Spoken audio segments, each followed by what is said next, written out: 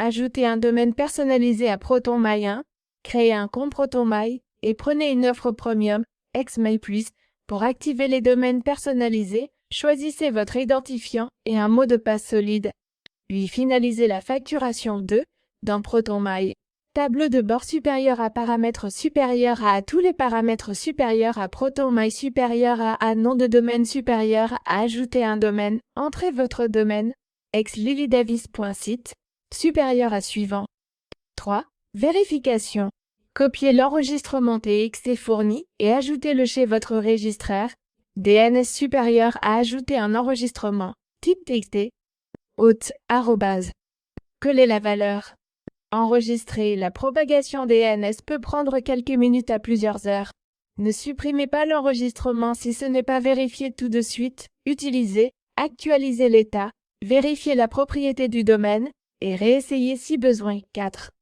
Ajoutez ensuite les enregistrements demandés, SPF, DKIM, DMARC, parfois et CNAME, en copiant-collant les valeurs dans vos DNS. En cas de conflit, ex-enregistrement déjà présent. Supprimez, modifiez l'entrée en double puis revérifiez et voilà. Une fois les DNS validés, vous pouvez créer des adresses avec votre domaine dans ProtonMail. Si la vidéo vous a aidé, laissez un j'aime et abonnez-vous.